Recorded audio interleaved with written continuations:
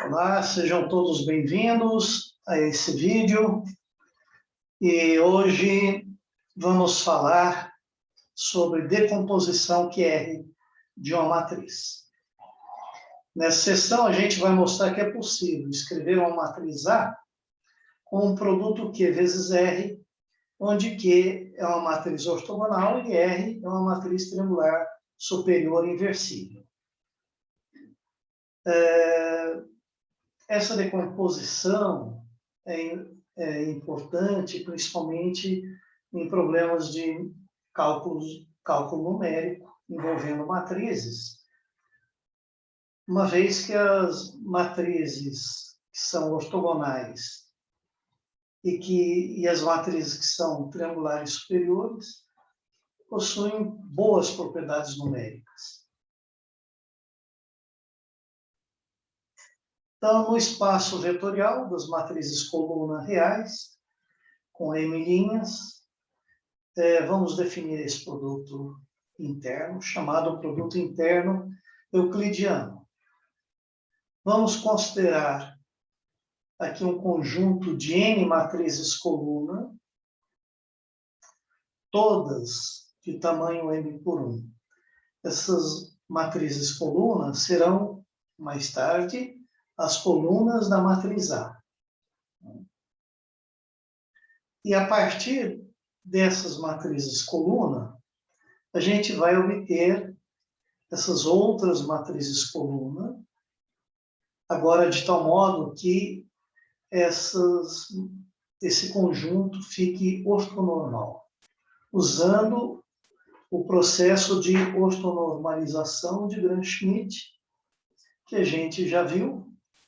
E, se alguém não se recorda, recomendo que dê retorne nos vídeos ou nas anotações e estude o processo de ortogonalização de Gram-Schmidt.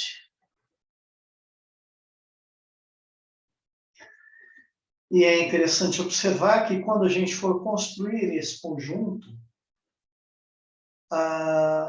o conjunto formado pelos J primeiros gera o mesmo espaço que o conjunto dos J primeiros matrizes colunas, C1, C2, CJ, que são as colunas originais.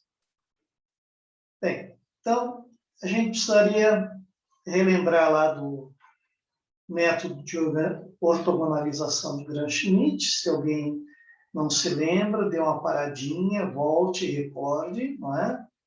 Onde inicialmente se define uma matriz coluna P1 como sendo a primeira coluna dada. Então, as colunas C1, C2, Cn são dadas.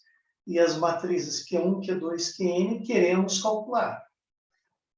Então, a gente usa esse P, uma matriz intermediária, que no fim a gente não vai usar, não é? Nesse procedimento.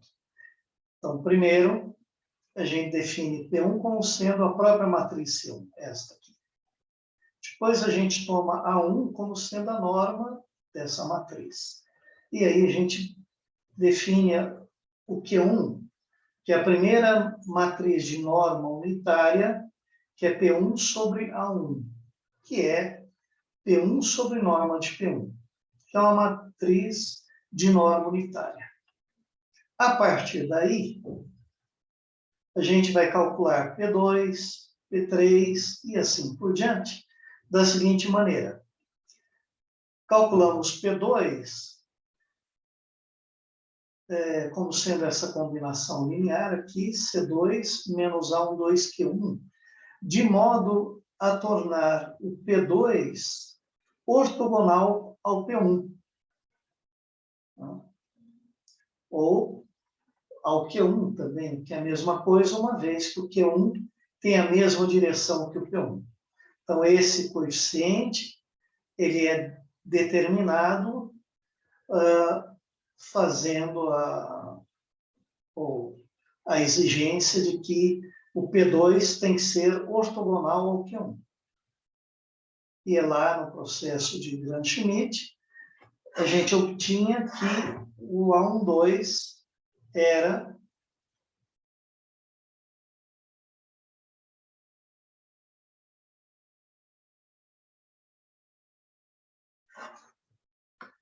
dado por essa expressão. A gente tira depois o A22, que é a norma dessa matriz coluna, e aí definimos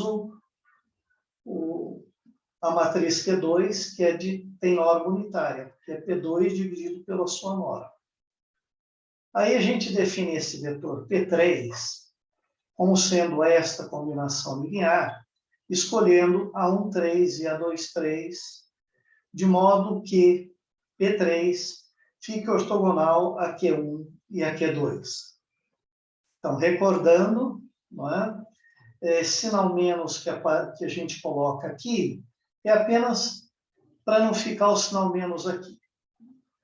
E também porque mais à frente vamos passar esses termos para o lado esquerdo para obter o C3 em função dos Qs. Né? E lembrar que aqui esse P3 ele vai ser igual ao Q3 vezes A33. O Q3 é uma matriz coluna de norma unitária, porque é P3 dividido pela norma de P3.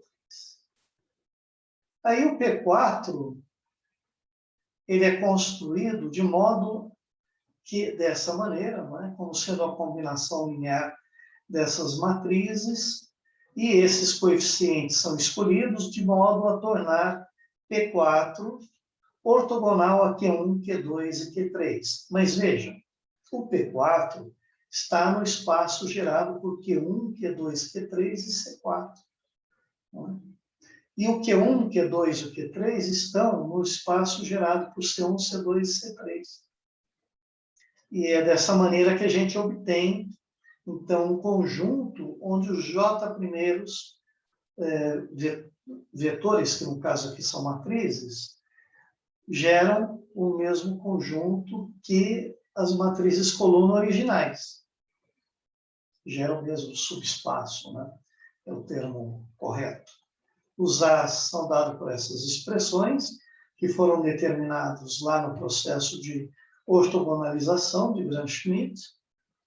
Em seguida, a gente determina A44, que é a norma dessa matriz, e o Q4, que é a matriz P4 sobre a norma dela.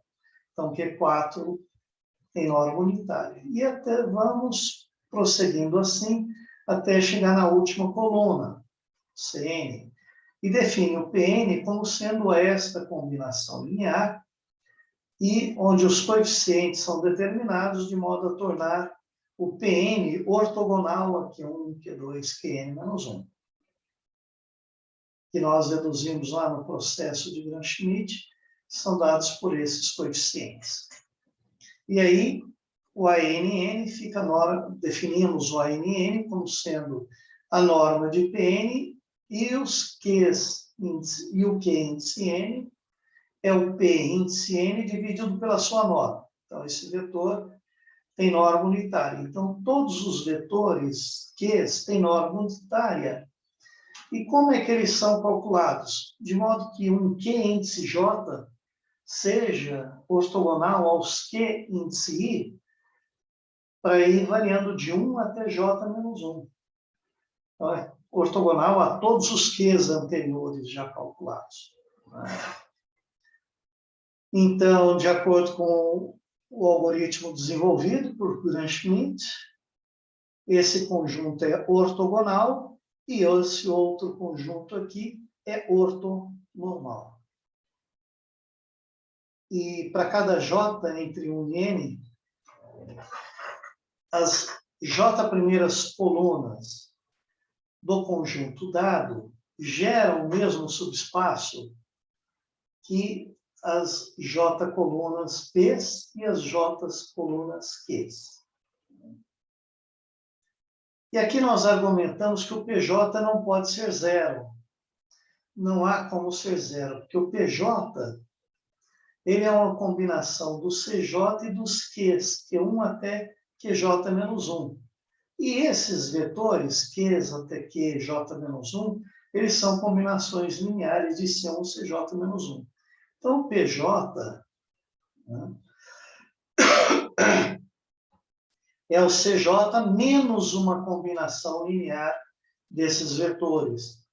Ora, se o CJ fosse uma combinação linear desses vetores, poderia acontecer do PJ ser zero, mas não é o caso, porque, por hipótese, esse conjunto é linearmente independente. Então, não é possível que um deles seja combinação linear dos demais, não é.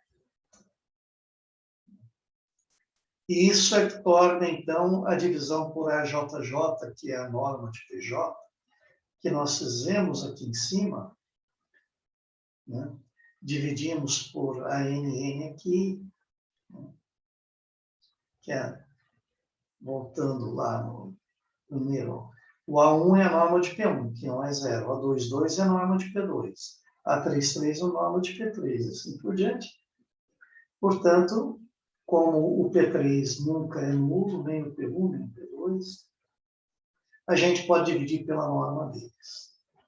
Então, e é bom observar também aqui, em cima, que o P1 é A1, que é 1, que o P2 é A22, que é 2.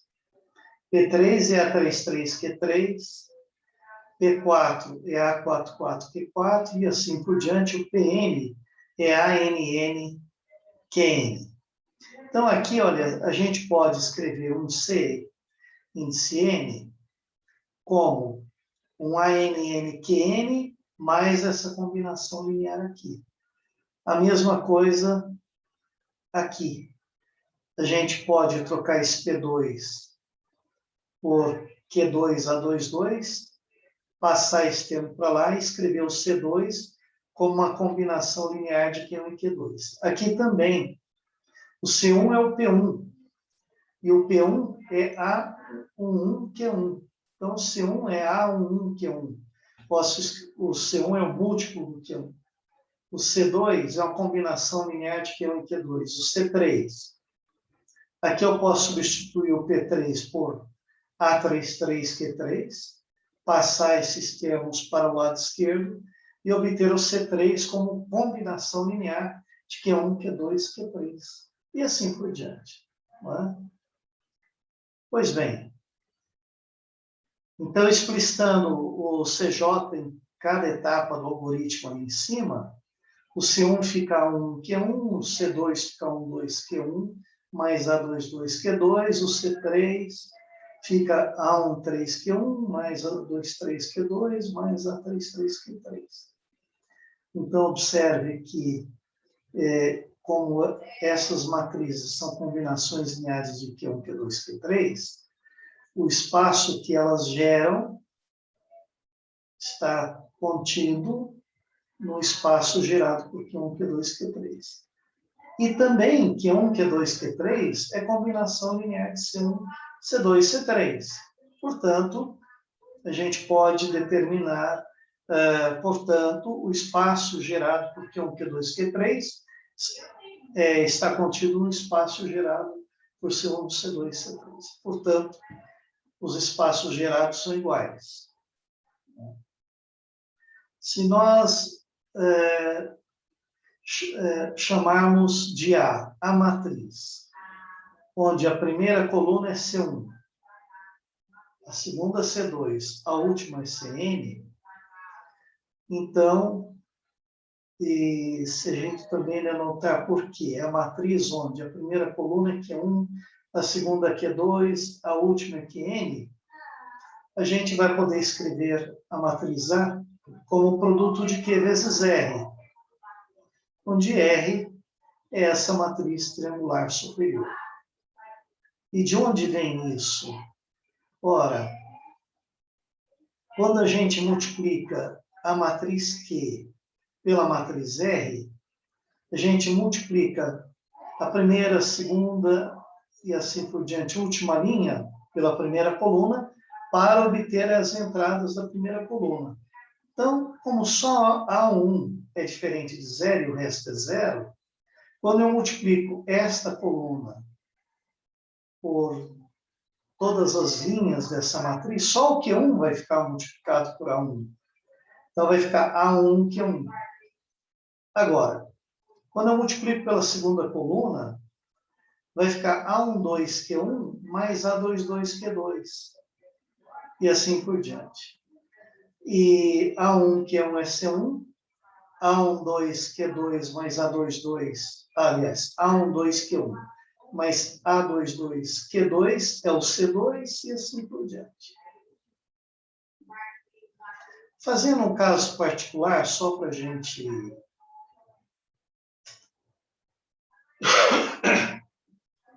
fixar bem as ideias. E mais uma observação. Essa matriz, a gente sabe que é uma matriz triangular superior, o determinante dela é o produto das entradas da diagonal. Né? E A1 é a norma do P1, que a gente sabe que é diferente de zero. A22 é a norma do P2, diferente de zero. A33, norma de P3, que é diferente de zero também. E assim por diante. Né?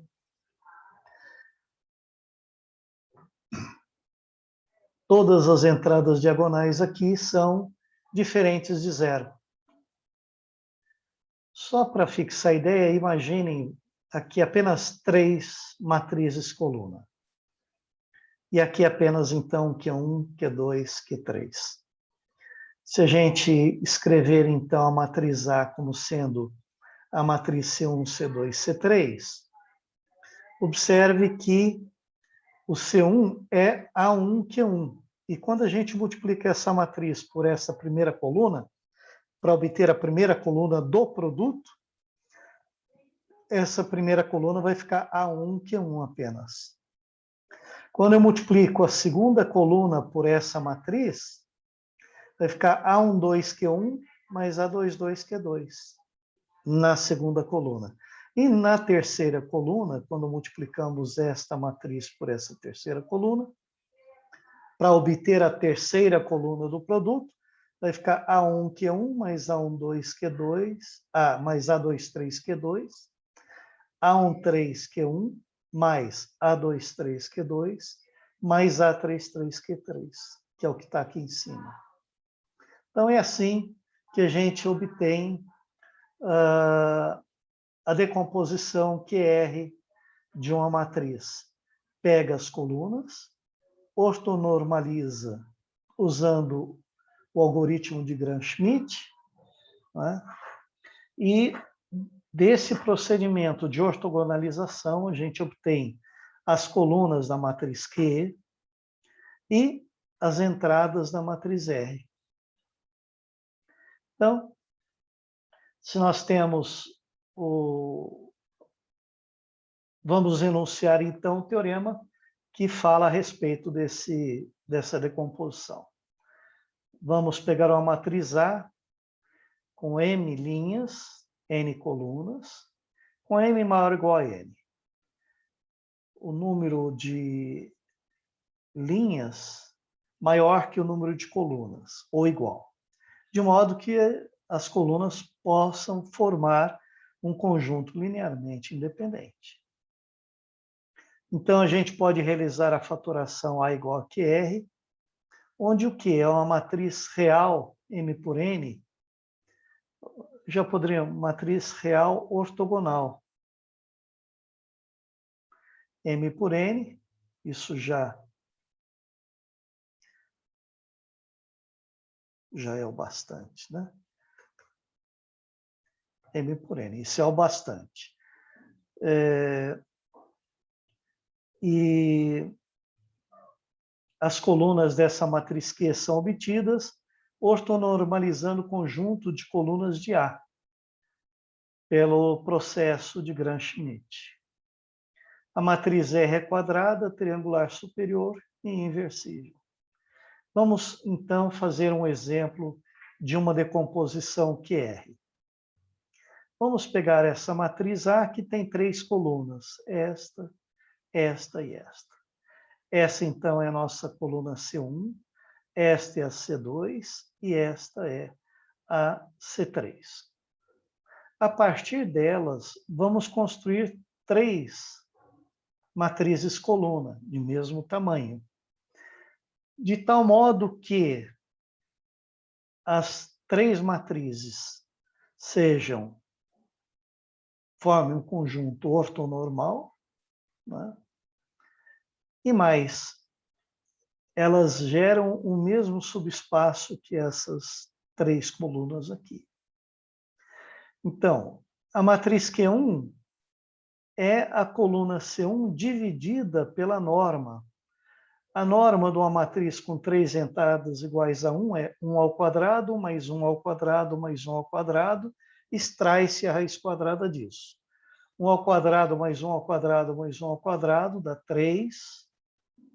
A raiz quadrada disso dá raiz de 3. Então, divide pela raiz de 3, vezes o C1.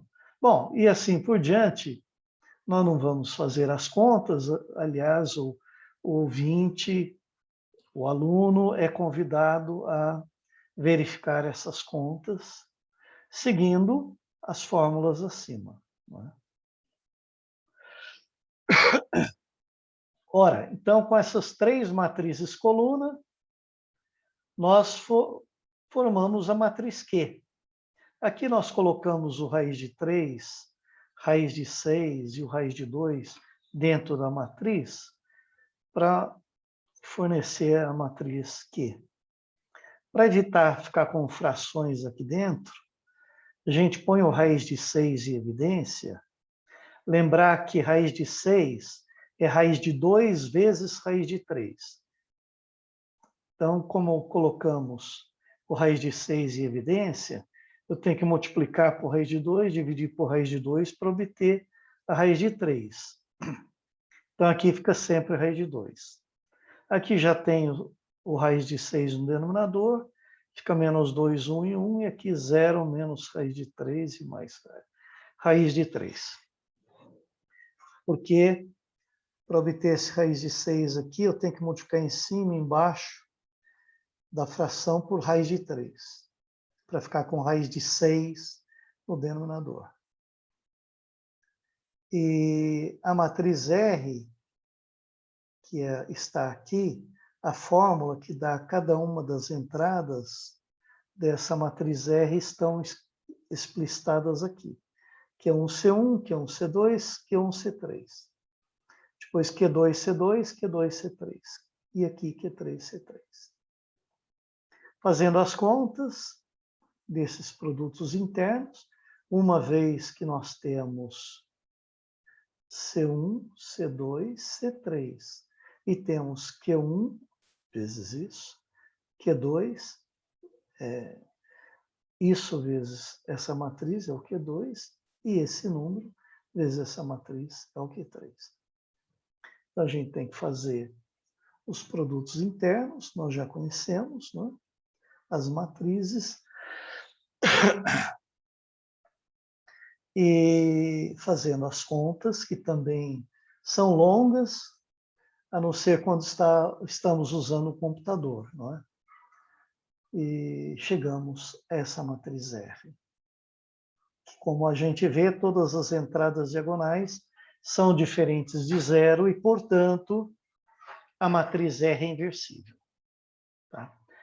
E seria até interessante procurar um software que faz produto de matrizes, MATLAB, Matemática, MUPED, tem números aí. Né?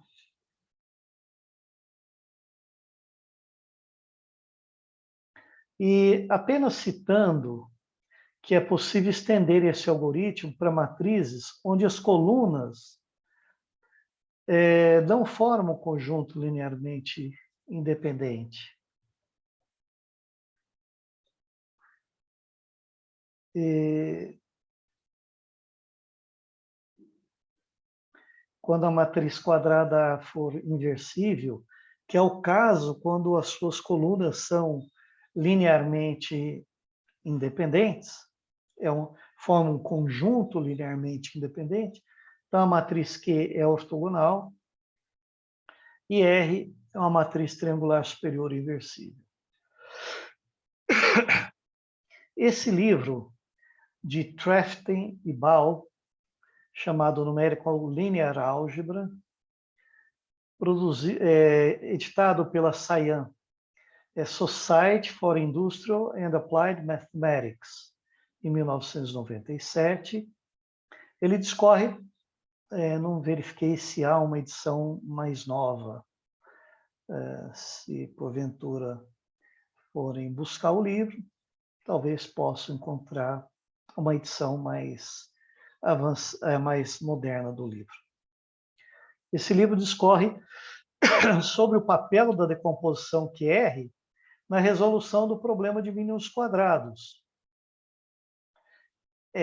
que é um problema extremamente importante nas aplicações, em economia, engenharia, também na física.